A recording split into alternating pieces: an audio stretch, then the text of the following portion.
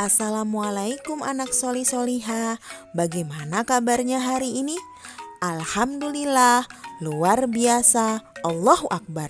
Mudah-mudahan semuanya dalam keadaan sehat dan selalu dalam perlindungan Allah Subhanahu wa Ta'ala. Amin. Sebelum pembelajaran, mari kita mulai pertemuan kita dengan membaca lafaz basmalah. Bismillahirrahmanirrahim. Hari ini kita belajar tema 1, subtema 2, pembelajaran 1, hewan sahabatku.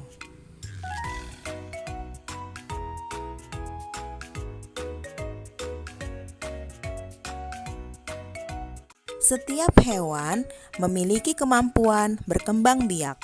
Dengan berkembang biak, hewan dapat melestarikan jenisnya. Perkembangbiakan generatif pada hewan terbagi menjadi 3. Pertama, perkembangbiakan ovipar. Yang kedua, perkembangbiakan vivipar. Dan yang ketiga adalah perkembangbiakan ovovivipar. Perkembangbiakan ovipar atau bertelur contohnya katak, ikan mas, merpati, elang, kupu-kupu, kadal, ular, dan penyu. Ovipar tidak mengandung dan tidak menyusui. Yang kedua adalah perkembangbiakan vivipar atau melahirkan. Contohnya kucing, gajah, kambing, harimau, paus, dan lumba-lumba. Vivipar mengandung dan menyusui.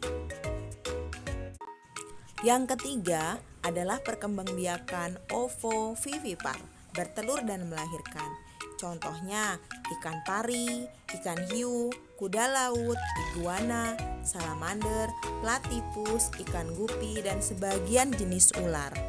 Hewan berkembang biak dengan cara bertelur, namun telurnya tidak dikeluarkan. Setelah menetas dari tubuh induknya, baru dikeluarkan. Tugas anak-anak adalah mengamati gambar hewan berikut ini. Kemudian, kelompokkan hewan tersebut ke dalam diagram Venn berdasarkan jenis perkembangbiakannya. Kawasan Asia Tenggara terletak pada jalur perdagangan dunia.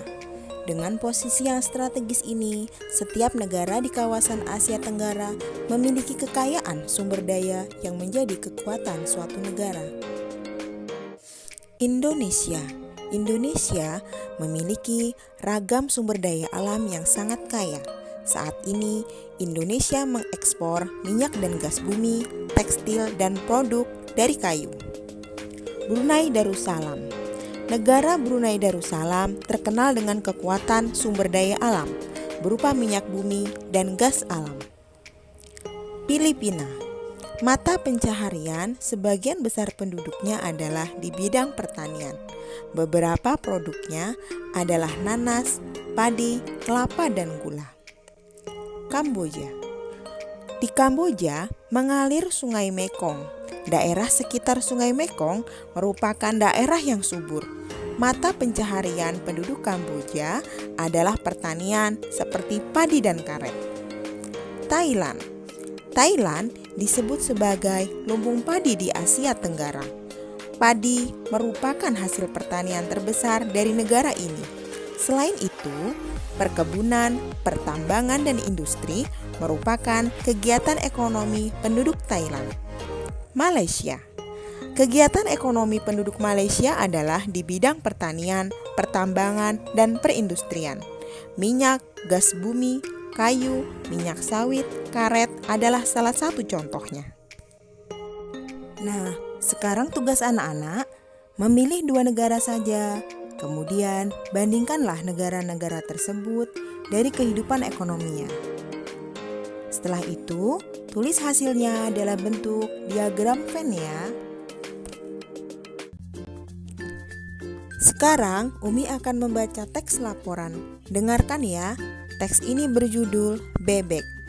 Paragraf pertama. Bebek adalah unggas yang hidup di darat tetapi menyukai perairan.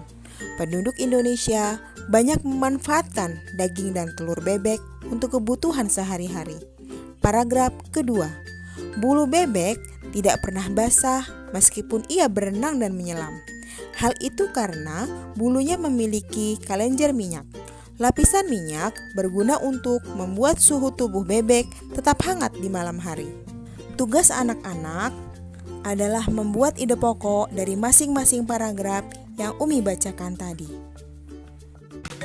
Kesimpulan pembelajaran hari ini adalah perkembangbiakan generatif pada hewan, mengetahui kehidupan ekonomi di negara-negara ASEAN, serta menentukan ide pokok dari teks yang didengar.